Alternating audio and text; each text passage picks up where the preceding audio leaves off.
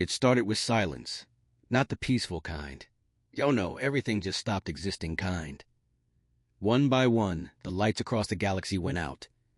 Data hubs, comm relays, entire civilizations, gone in an instant. The galactic network, the digital bloodstream of every known world, had imploded. Experts called it the collapse. Historians would later call it that time everything went offline and nobody knew why. And somehow, Earth didn't even notice. Because coincidentally, that exact night, Earth's global Wi-Fi had crashed. In the ashes of cosmic panic, an alien distress signal crackled to life, one of the few left running. Transmission. Log. Keth 17, Zorvani Communications Officer. Central Command, please respond. Anyone? The net is gone. Repeat, the net is... Pause. Wait, I'm detecting a primitive node still broadcasting. Origin, Sol 3. Static. Then, a dial-up modem sound. Keth 17, by the void, they're still using analog? Second Officer Nala, that's not possible. Analog systems were banned in 4020 due to general embarrassment. Keth 17, and yet, there it is, a signal bouncing through copper wires and atmospheric interference like it's proud of it. They listened closer. The signal wasn't encrypted. It wasn't even secure. It was a human TikTok upload queue. Nala, this is madness. Their species should be extinct. Keth 17, or they are immune. They foresaw this. They went offline on purpose. Nala, no one could be that strategic. Keth 17, you don't understand.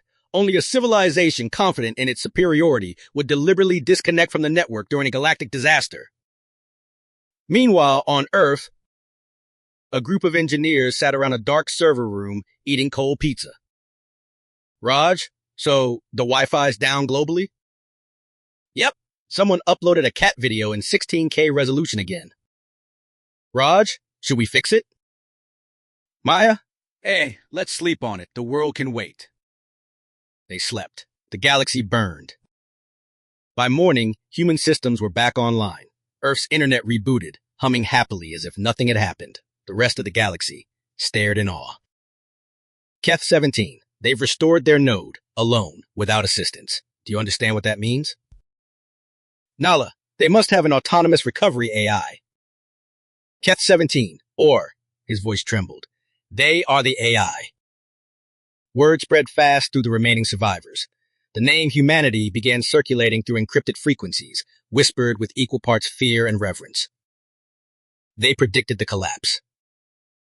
They severed themselves to survive. They control the offline realm. Meanwhile, a random human on Twitter typed, Momo, the internet died last night. I actually talked to my neighbors for the first time. 1 out of 10, weird experience. And so began the legend of Earth, the only world to survive the galactic apocalypse.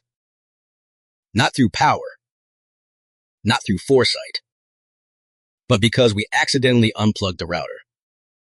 And the universe mistook it for divine strategy.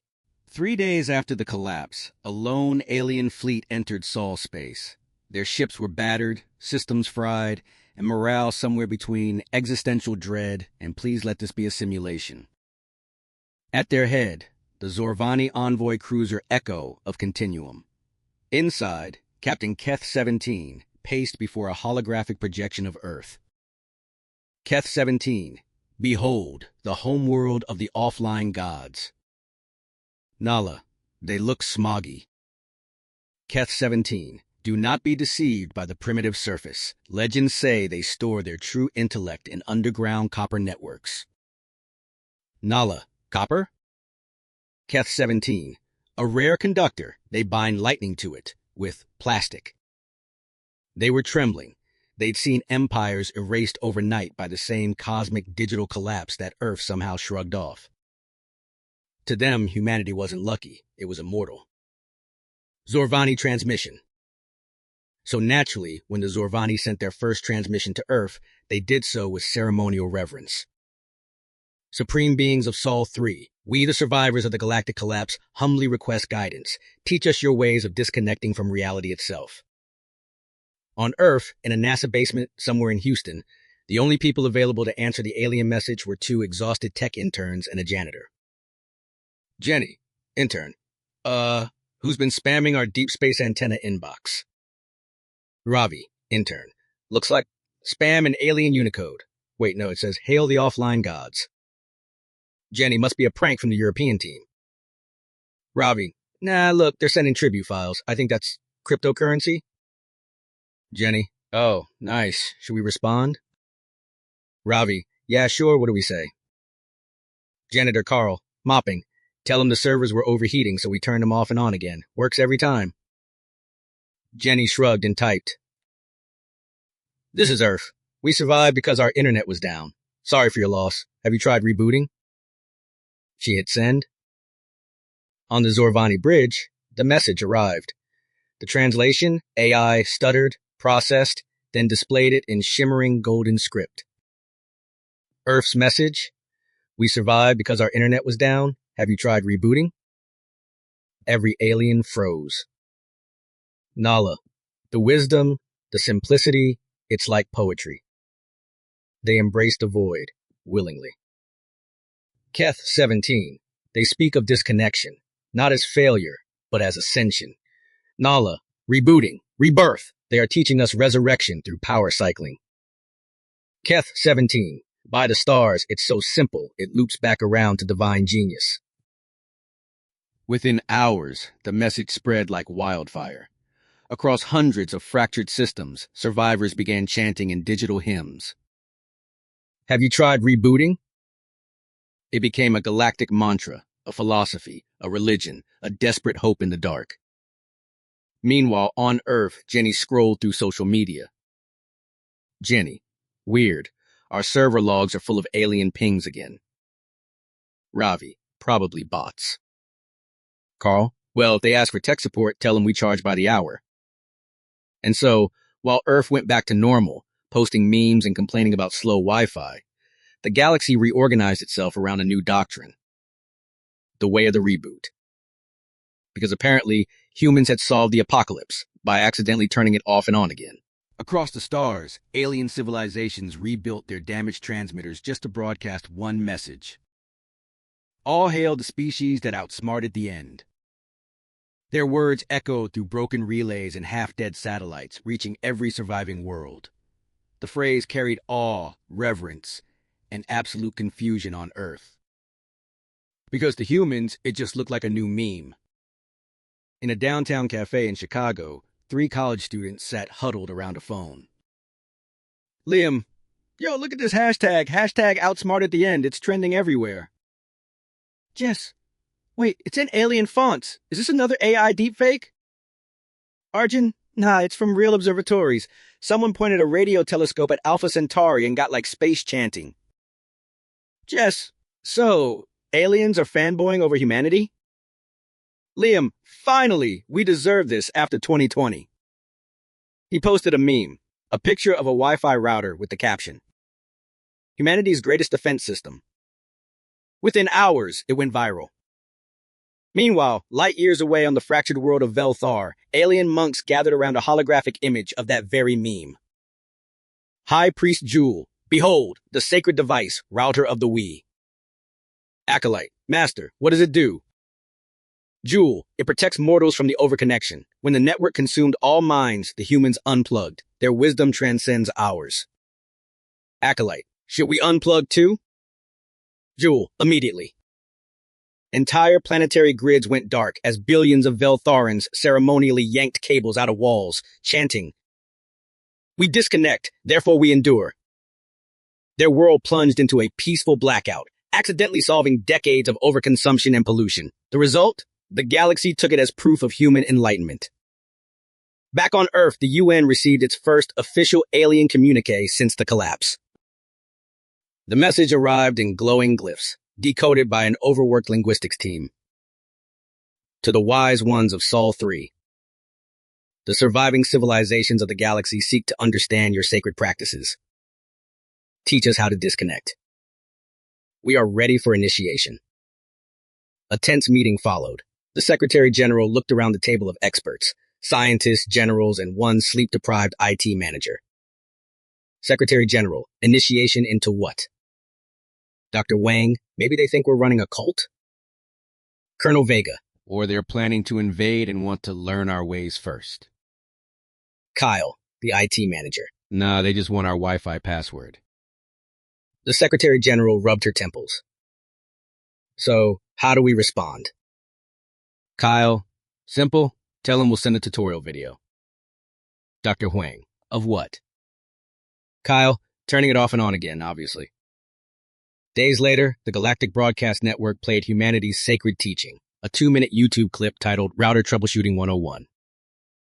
Aliens watched in reverent silence as a human hand unplugged a router, waited 10 seconds, then plugged it back in. The voice in the video calmly said, "Sometimes things just need a reset." Across the galaxy, civilizations wept. Entire fleets powered down their systems in synchrony, calling it the Great Resetting. On Earth, Twitter exploded. "Guys, aliens are literally worshipping our Wi-Fi tutorial." Liam. "Bro, we just invented interstellar tech support religion." Arjun, "We're legends." And somewhere in the deep of space, the last functioning galactic relay broadcasted a new declaration. The humans are not just survivors. They are teachers of the reset, the keepers of the disconnect, the offline prophets. It was official. Humanity, by sheer accident and bad internet infrastructure, had just become the most spiritually influential species in the galaxy. It started small. A few aliens quoting human movie lines. But within a galactic month, Earth's pop culture had colonized the stars. Entire civilizations now lived by what scholars would later call the Netflix doctrine. On the capital world of Arx Prime, the Supreme Council of the surviving civilizations gathered for their first meeting under the new order. Their glowing banners read, "In humanity we trust, mostly." At the center of the chamber, the Erixian speaker rose. His 6 eyes glowed with reverence. "Speaker, fellow delegates, the humans have shown us the way. I present the holy text, The Office, Season 3. Delegate from Velthar, blessed be Michael Scott, prophet of productivity. Delegate from Zarn, but what is the meaning of that's what she said? Speaker, a paradox, deeply profound." They all nodded in silence, as if meditating on divine wisdom. Meanwhile, on Earth, humans were having a very different reaction. In a news studio, anchors struggled to contain laughter. Anchor 1. Breaking news. Aliens have built a golden statue of a man named Dwight Schrute. Anchor 2. Reports confirm it's 20 meters tall and holding a stapler. Anchor 1. They've declared his motto, Bears Beats Battlestar Galactica, as a triple-layered cosmic truth. Anchor 2. I can't. The chaos didn't stop there. By week 3, alien engineers had reverse-engineered McDonald's and rebranded it. All across the Orion Arm, glowing golden arches appeared under the new name, McSpace Donald's. Their slogan, "I'm orbiting it." Inside one location on Luna 5, a group of blue-skinned aliens waited in line, rehearsing their Earth greetings. "Zorlak, remember, we must say, 'Can I get a combo meal, bro?' It is the traditional offering." Tira, "And then we receive enlightenment through sodium." Human cashier, baffled. You want fries with that?" Zorlak, solemnly, "Fries are life." The aliens bowed as the human handed them their order like a high priest delivering communion. Galactic schools began rewriting history textbooks. Under the collapse, it now read, "Saved by the species of chaos. Their ancient texts, Marvel, Star Trek, and memes guided the rebirth." The new generation of alien youth wore t-shirts that said, "Keep calm and praise Earth." And every galactic year, millions tuned in for a sacred event known as the Superb Owl. They didn't know it was just the Super Bowl. They thought it was a ceremony honoring the Owls of Wisdom, protectors of humanity. Back on Earth, the UN was in a panic again. "Secretary General, we're being worshipped through sitcoms and fast food. This isn't diplomacy, it's cultural contamination." Dr. Huang, they've started quoting Yippee-ki-yay during peace treaties. Colonel Vega, I just got invited to bless a temple dedicated to Baby Yoda. Kyle, the IT guy, at least they picked something adorable. A silence fell over the room. Secretary General, all right, we can't stop this. So, what do we do?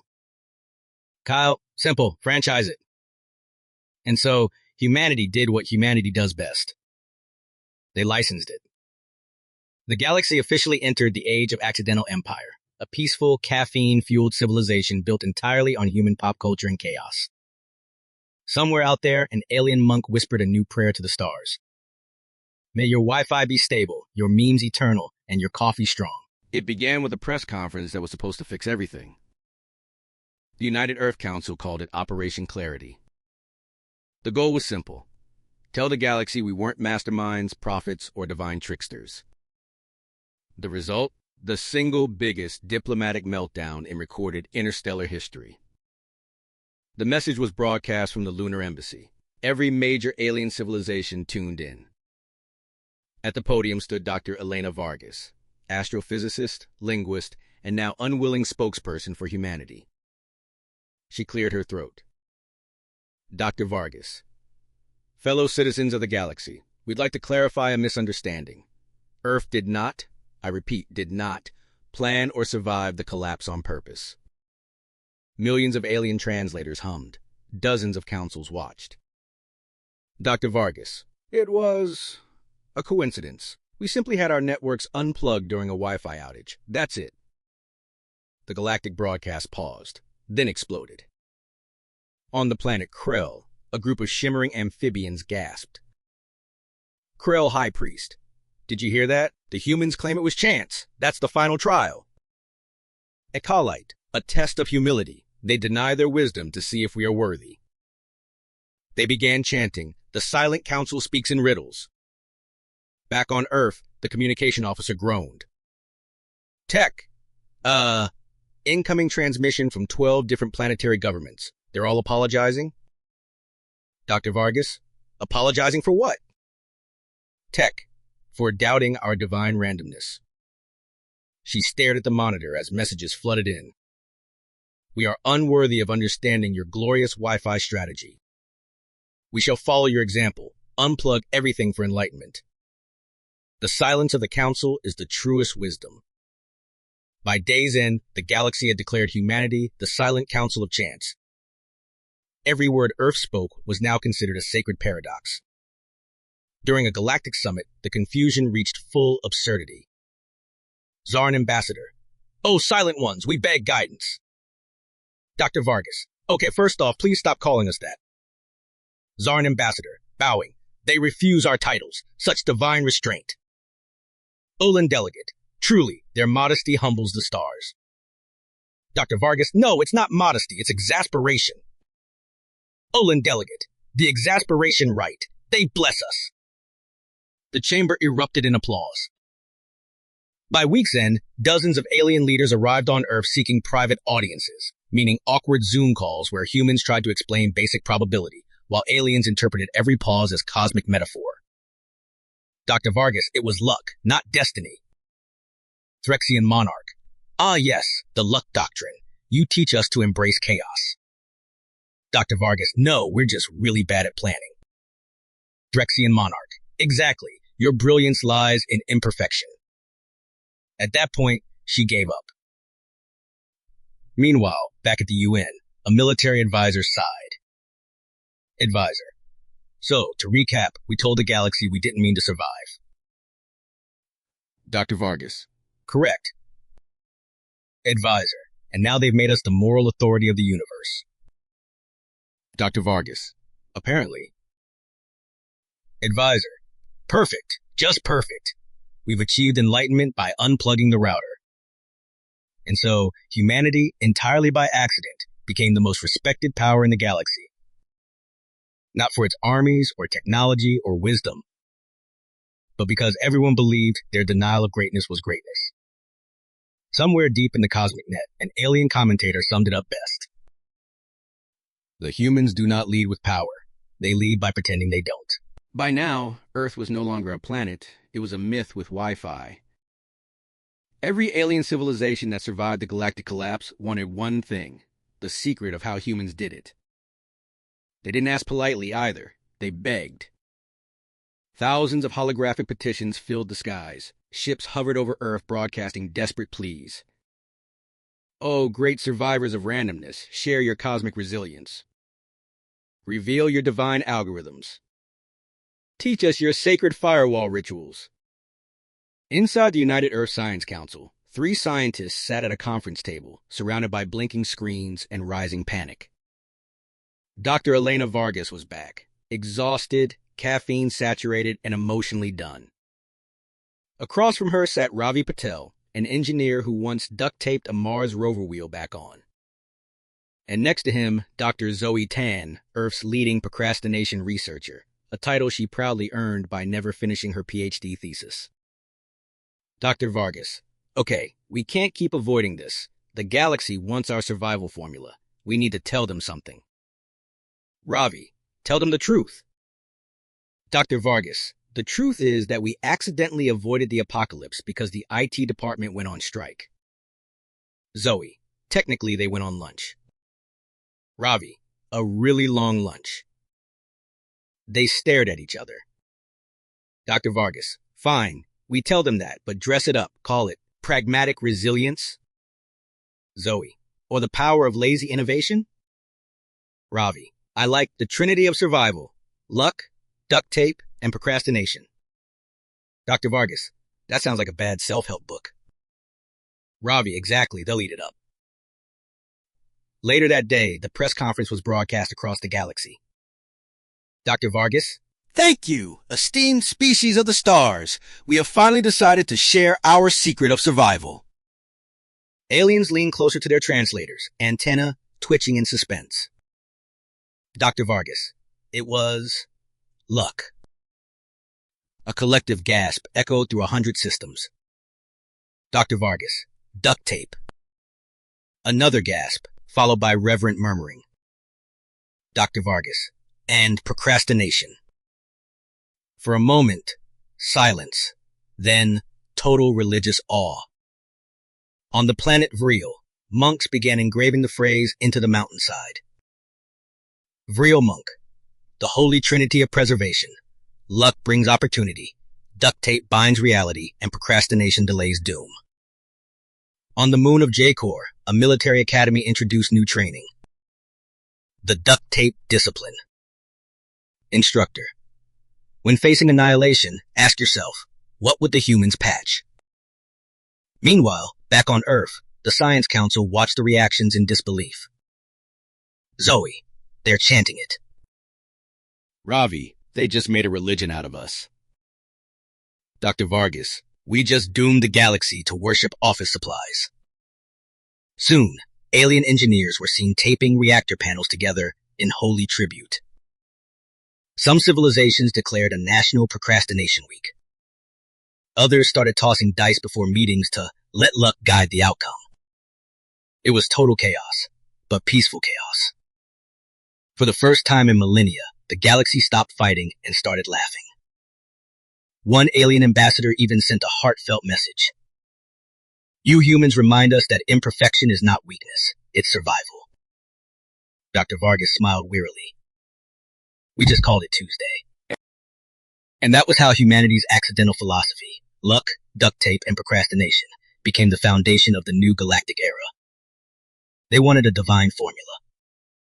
We gave them a Home Depot receipt and a nap schedule. And somehow, it worked. It started when the Fourth Dominion, a proud, disciplined empire, decided to adapt the human method of strategic unpredictability. In other words, they wanted to weaponize confusion.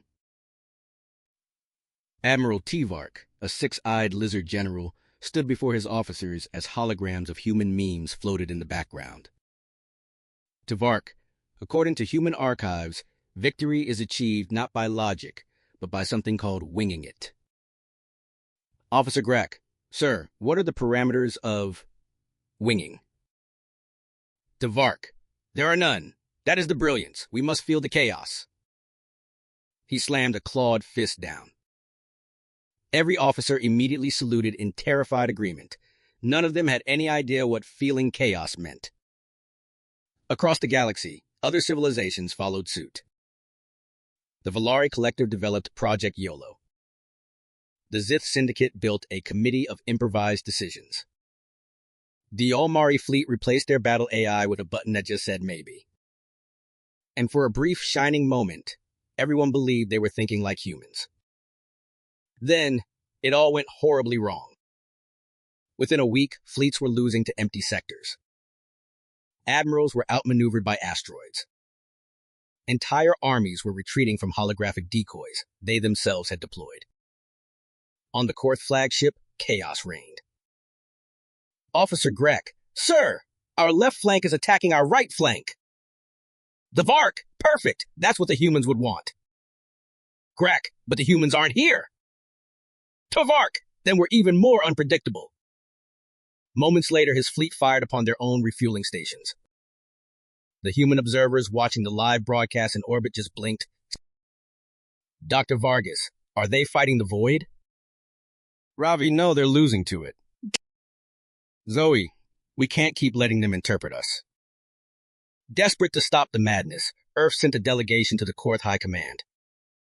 A group of human diplomats and scientists arrived, finding the once feared generals arguing over a whiteboard labeled Step 3, Improvise Step 2.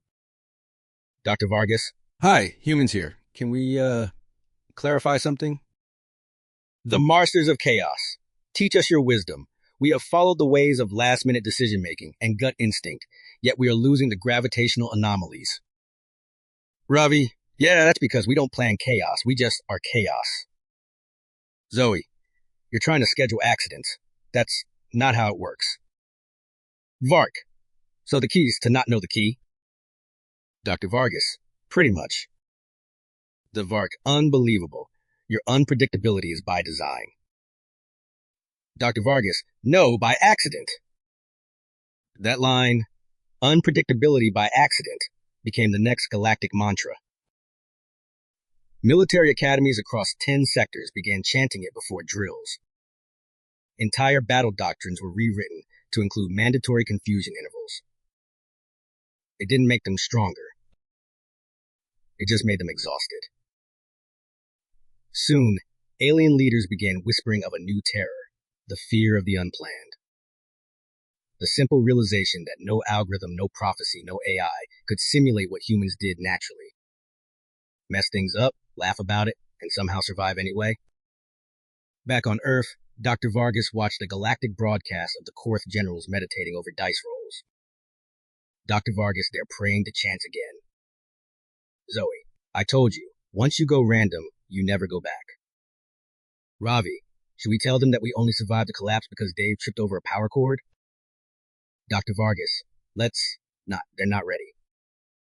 And so the galaxy feared the unplanned, not because it was dangerous, but because it reminded them of the one truth humans live by. Sometimes the dumb luck plan is still a plan. It began on a Tuesday, because of course it did. The Galactic Council gathered in their grand crystalline chamber to decide who would guide the reconstruction of the galaxy. After months of debate, backroom deals, and interpretive dances of diplomacy, the decision was unanimous. Not by logic, not by power, but because everyone else was too terrified to say no.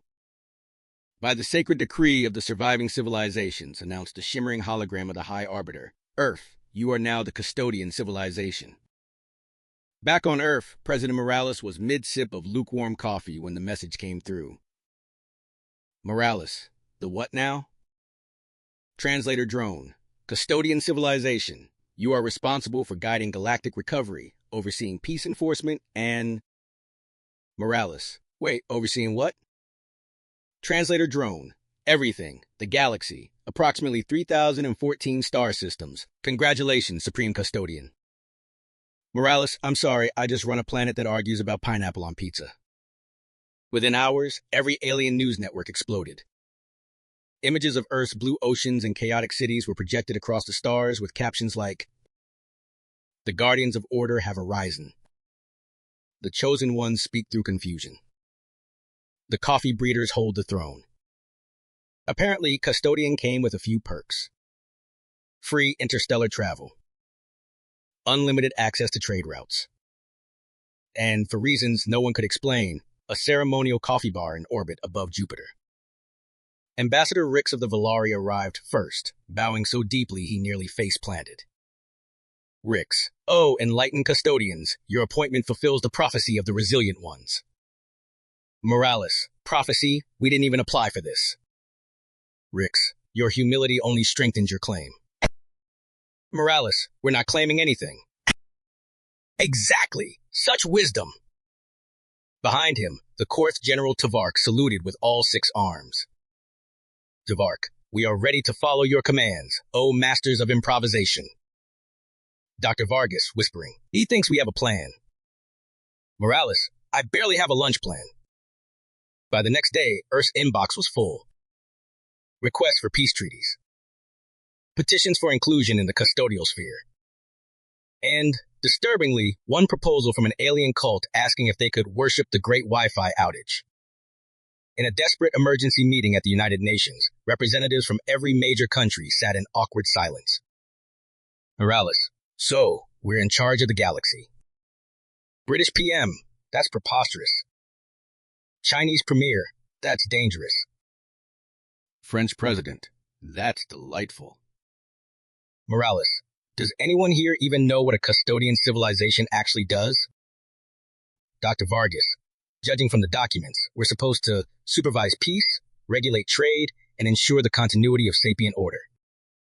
Morales, in other words, babysit space. Meanwhile, aliens across the cosmos began sending offerings, art, songs, coffee beans genetically modified for space. NASA scientists were baffled to discover that their new diplomatic shuttle came equipped with an espresso machine that could power a moon base.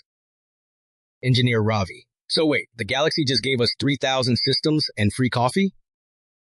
Zoe, yeah, apparently it's part of the custodian perks. Ravi, I take back everything I said about intergalactic bureaucracy. But as celebrations broke out across the stars, a quiet unease settled on Earth. Because if the galaxy saw them as leaders, then who would they turn to when things went wrong again? President Morales stared at the stars from her office window. Morales, we didn't mean to lead them. Dr. Vargas, no one ever does. Sometimes leadership just happens when everyone else explodes. And so, humanity ascended, not through conquest or cunning, but through sheer cosmic accident. We didn't ask for the throne. We just happened to be the last one standing, with coffee strong enough to fuel an empire. It started as a routine maintenance operation. Human engineers, armed with nothing but duct tape, coffee, and optimism, were tasked with stabilizing the galactic network that had gone haywire after the apocalypse that wasn't. Engineer Ravi. Okay, so if I just plug in this flux capacitor... Wait, that's not... Zoe, don't touch that, Ravi. Last time you touched that, 3 planets had spontaneous disco parties. Ravi ignored her. Of course he did. Humans always ignore instructions. They call it creativity. Within seconds, an invisible pulse radiated across thousands of star systems. Stars flickered like Christmas lights, and alien cities paused mid-step. Then, slowly, everything synchronized perfectly. Alien citizen shouting in unison across the void, "It is the Second Awakening." Ravi, wait, we just sync the clocks? Zoe, apparently half the galaxy thinks we're gods now. Ambassadors poured in via holocom. Valari diplomat Rix, O enlightened engineers, you have returned order to chaos. We shall erect statues in your honor. Ravi, statues? We literally pressed a button. Rix, button! Ha! You mortals call that a button? You have achieved mastery over reality itself. Meanwhile, on the Corthian warship hovering near Jupiter, General Tavark flailed all 6 arms. Tavark! So, my soldiers are no longer 3 minutes late? We actually exist on time? Zoe? Yes, congratulations, you're on schedule. Tavark, I have no words, only honor. Back on Earth, social media exploded. Hashtag Second Awakening trended in 44 star systems. Humans uploaded memes with alien celebrities photoshopped onto coffee cups, completely oblivious to the political and temporal significance. Ravi, so everyone thinks we planned this? Zoe, of course. Humans are always secretly brilliant in intergalactic folklore. Ravi, we didn't even read the manual. Zoe, exactly. That's why it's a miracle. Alien scholars convened emergency summits to study Earth's methods. Dr. Vicor, humans accomplish cosmic events by accident. Their technology is self-aware, or their chaos is self-aware, or both. Ravi, we mostly hit random buttons. Zoe, you just told them the truth. They'll canonize it as prophecy. The Valari sent gifts, quantum chocolates that folded reality slightly when eaten. The Corthians delivered a fleet of precision-engineered drones, capable of perfectly pouring a cup of coffee in zero gravity. We shall follow your guidance, O masters of improvised order. Ravi, guidance? We barely figured out which cable goes where. By the end of the day, every surviving civilization had a newfound reverence for humans. Not because we were smart, not because we were strong, but because the galaxy now believed that in our chaotic, caffeine-fueled improvisation lay the secret to survival. Zoe leaned back in her chair, sipping her espresso.